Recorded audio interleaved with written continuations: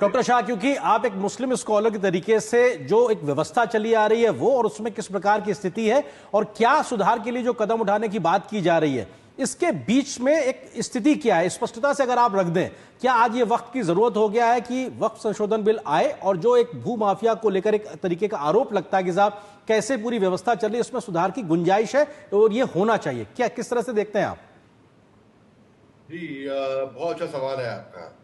देखिए, सबसे पहले तो मैं ये कहूंगा कि ये एक तरीके से मिसकम्युनिकेशन है बहुत जबरदस्त तरीके से, क्योंकि अब तक सरकार ने कुछ क्लैरिटी दी नहीं है इसके बारे में कि ये बिल है क्या। तो लोगों के जहन में एक गलतफहमी पैदा होगी, ये जाहिर सी बात है और ये बड़ी नेचुरल बात है। अगर क्योंकि बहुत लोग ऐसे हैं जिनका कहना है कि उनको सरकार के थ्रू मालूम नहीं पड़ा, उनको मीडिया के थ्रू मालूम पड़ा। तो ये सबसे पहले तो जब जैसे भी आप फार्मर प्रोटेस्ट देख लीजिए, एंटी सीए प्रोटेस्ट देख लीजिए, इन सब को मैं बोलूंगा कि कम्युनिकेशन एरर।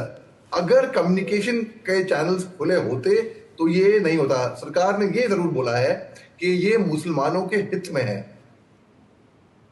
जी। आपको लगता है मगर कि कैसे ये बताया नहीं है जी, लेकिन कई सारे लेकिन लगातार आप जो बात कह रहे हैं कि आप ठीक है, एक सेक्शन तक शायद ये बात ना पहुंची, लेकिन लगातार सरकार की ओर से या सरकार के नुमाइंदों की ओर से इस बात को रखा जा रहा, कहा जा रहा है कि साहब कैसे इस पूरी व्यवस्था को पारदर्शी बनाया जाएगा, उसका पूरा खाका दिया गया और जेपीसी में चर्चा भी हुई है और हर एक ने अपनी रायशुमारी भी की। आपको लगता है कम से कम ये जो ड्यू प्रोसेस है वो तो पूरा अपनाया जा रहा है ना?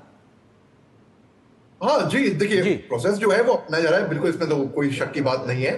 तो मेरी राय ऐसी है कि अगर एक चैनल ऑफ कम्युनिकेशन ओपन होते और ये खुलेआम सरेआम बताया जाता जी, ऐलान करके कि भाई ऐसा हो रहा है, ये अमेंडमेंट होने वाले हैं, ये आपके हित में है, आपके ही पक्ष में है, इससे फायदा ये होएगा। जैसे कि एक मुतवी होता है incharge of the waqf property. फर्ज करिए मेरी एक प्रॉपर्टी है मेरे गांव में, उसको मेरे को वक्फ करना है, यानी कि आप एक तरीके से, अगर मैं हिंदी में बोलूं तो दान, लेकिन अगर आप बोले तो आप उसको डोनेट कर रहे हो एक अच्छे कॉज के लिए। उसके बाद आपको इसका हक नहीं होता है, चाहे कमर्शियल के लिए इस्तेमाल हो चाहे कैसे भी, आपको उसका हक नहीं है। लेकिन हाँ, आप वो प्रॉपर्टी आपकी थी। इसमें प्रॉब्लम क्या है मैं आपको समझाता हूं, आपको मैं बताया मिसकम्युनिकेशन की प्रॉब्लम है। बहुत लोग ये बात भी नहीं समझते कि वक्फ है क्या। वक्फ का मतलब नहीं, लोग इसको प्रोनाउंस नहीं कर पाते, वक्फ को वक्फ भाई क्या बोलते हैं अलग। अब इसमें अगर समझ लें कि वक्फ है क्या और समझ लें कि सरकार की मंशा क्या है और वो कम्युनिकेशन मिल जाए, तो मैं समझता नहीं कि ये इशू आएगा। देखिए, जो वक्फ बोर्ड है वो इंडियन सब कॉन्टिनेंट में फॉर्म हुआ था 1913 में, जब ब्रिटिश राज था यहाँ पर। अब मुसलमान वक्फ एक्ट के नाम से ये जाना गया 1923 में, और ये एस्टैब्लिश हुआ था। इसका मकसद था कि जो एडवाइस करते हैं, जो सलाह देते हैं मैटर्स पर्टेनिंग की working of state Waqf board, तो एडमिनिस्ट्रेशन के लिए इसको लाया गया था।